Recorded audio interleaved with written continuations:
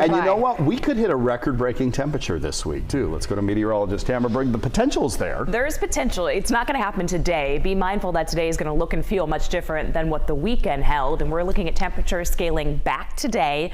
Also watching the clouds rolling in as a system gets ready to move over Northern California. Not a lot of cloud cover out there just yet. A bulk of it kind of hung up here right along the coast. And it's the coastal areas that will get the best chances of seeing any measurable rainfall going through the day today. You can expect in your valley planner for your Monday. Temperatures in the 50s right now. Sun comes up at 7:16 this morning. By 9 o'clock, we're looking at lower 60s, still under mostly sunny skies with the mid 70s by lunchtime, with the high today only reaching 80 degrees. Near foothills forecast temperatures also trending down. You're going to see an increase in clouds in mid 70s by lunchtime, with daytime highs pushing into the upper 70s. In the forecast ahead, again, we will be looking at some warmer days.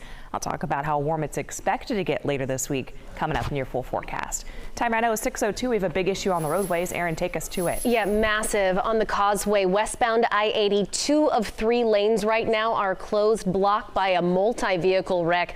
This wreck came in as 3 cars. Now it's looking like 4 cars. Davis Fire on scene right now. It is just causing a huge backup. If you go on the causeway for your commute, you need to allot for this time. It is going to take quite a while. 2 of 3 lanes blocked right now. Other than that, if we take a look at Sacramento as a whole, everything else moving quite nicely this morning. Stockton, Lathrop, Manteca also doing quite nicely. No real wrecks that are causing any slow and go at this time. Tracy Triangle having some sticky points this morning, on and off wrecks and incidents. Right now, nothing going on, but this a live look at what it looks like on 580. If we take a look at those drive times, a little sticky, 35 minutes, 580, and 27 minutes, 205 to 680. Sacramento still in the green, except that Rancho to 99 sitting at 10. Back to you. All right, thank you. Well, the clock is ticking in Glenn County. Officials say starting at midnight tonight, City of Willows could be without law enforcement. KCRA3's Brandy Cummings is live in our newsroom now with more on a controversy that some say is putting the whole community at risk. Brandy? Hey guys, good morning. The Glenn County Sheriff's Office is warning that starting at 11:59 tonight, they will no longer provide routine patrols or animal control services for the City of Willows. They say they will, however, respond to felonies in progress. So here's the issue. The Sheriff's Office says they've been without a contract since July. They've continued to respond to calls in good faith. The county says the city owes them $700,000. Willows declared a fiscal emergency last week, saying it's looking at $1.5 million, looking at that as a deficit. City leaders are now considering bringing back their own police department, but the city manager says at this point, they can't afford that either. The Glenn County Sheriff's Office says the City of Willows accounts for about 50% of their total law enforcement caseload. They say they will continue, though, to negotiate with the city to provide essential law enforcement services to the community for now. But an issue definitely not going away anytime soon. Teo? Yeah, certainly. All right, Brandy, thank you. By the way, the council will ask voters to approve a 1-cent sales tax increase in March. Unless an emergency meeting is called, the City of Willows won't meet again to discuss this issue until next Tuesday. A Modesto mother is in the Stanislaus County Jail this morning, accused of killing her own daughter. This happened just before 1 o'clock Saturday afternoon at the Crown Ridge Apartments. Police say that they found a child who had died in the apartment. The 34-year-old Mina Nazari was arrested. Officers have not released the age of the young girl or what could have led to her death. Neighbors are describing the moments leading up to the officers getting there. I don't know. I don't know what caused it to happen, or I don't know how it wasn't stopped when we've seen all the cop cars come in, the SWAT team come in, the ambulance, the fire trucks. And then my first instinct was drop down on my knees and pray.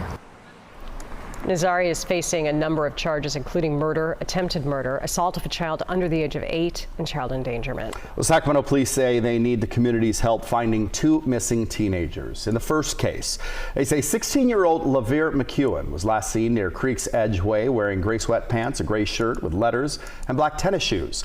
15-year-old Kyrie Robinson is also missing. She was last seen Saturday morning in Del Paso Heights. She was wearing a dark gray crop top, blue jeans, and gray New Balance shoes. If you see either of them, please call SAC PD. An investigation into a man's death near the train tracks in Sacramento has now turned into a homicide investigation. Sacramento police say that they found a man just after midnight near Fernandez Drive at 38th Avenue on Friday. Officers say that the man was not breathing or conscious, and he did die at the scene. Officers say the victim had at least one gunshot wound. At this point, no names are released. To the latest on the war in Israel, and at any moment, Israel is expected to carry out a ground invasion. And that is following more than a week of airstrikes in response to Hamas's deadly attack. More than 1 million Palestinians have fled their homes in Gaza over the last week. Right now, the death toll is at more than 1,400 Israelis, more than 2,700 Palestinians. 30 Americans have been killed. 13 are still unaccounted for this morning. Over the weekend, rallies were held across the U.S., both in support of Israel and in support of Palestine. Both sides calling for peace and an end to the violence. Prayer vigils were held for those who have died. More than 1 million people have fled their homes in the Gaza Strip ahead of an expected, as we mentioned, Israel ground invasion. Well, the Biden administration is balancing a number of concerns as the Israel-Hamas war rages on. And administration officials are reaffirming U.S. support for Israel, but they're warning that an imminent ground offensive should be carried out while allowing innocent civilians to flee. KCRA 3's Amy Lou is joining us live in our Washington newsroom now with more on what the president is proposing to those who are trapped in the war. Well, President Biden says he's working with Middle Eastern allies to help civilians and Hamas's hostages to escape, while also finding a way to get humanitarian aid into Gaza. I'm confident that Israel is going to act under the rules of war. A looming Israeli ground attack, sparking potentially devastating consequences.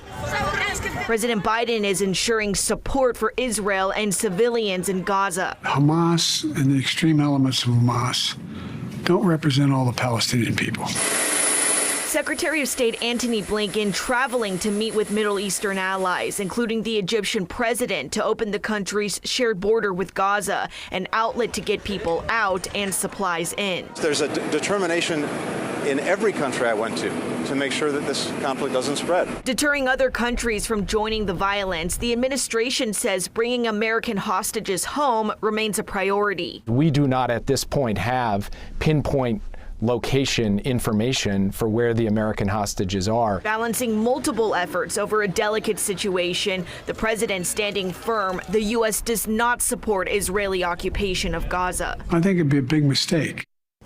And President Biden is reportedly considering a trip to Israel in the coming days, which may draw even more criticism from neighboring Arab nations.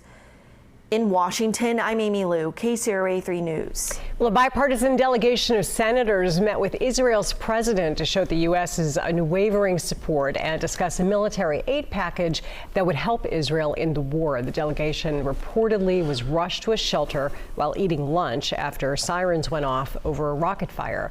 Senator Lindsey Graham is planning a trip to Israel and Saudi Arabia with a group of senators with a similar message. Well, President Biden announcing this morning he will postpone today's trip to Colorado. He will stay instead in Washington and focus on the growing conflict in the Middle East. The president was supposed to head to Colorado to visit the world's largest wind tower manufacturing plant. Well, late last night, 270 Americans landed at Tampa International Airport from Tel Aviv to escape the war. The evacuation was organized by Florida Governor and Republican presidential hopeful Ron DeSantis. He issued an executive order last week to allow Florida to carry out rescue and evacuation operations. Those who landed last night say that they can't feel whole until all the hostages are returned to Israel safe. On an emotional level, it is very overwhelming to be in a situation of where you have a fear of your life. But again, we're here physically safe. The hostages that are in Gaza are concerned. No one can be happy until things are settled down and they're freed. Coverage of the Israel-Hamas war is continuing this morning on Today as the conflict surpasses 1 week. That's coming up at 7 here on KCRA 3. Well, Governor Newsom made his final decisions on the fate of more than 100 bills that were waiting for his signature. KCRA 3's Mike DeSalle is joining us now live at the state capitol talking about the governor's final actions before this weekend's deadline.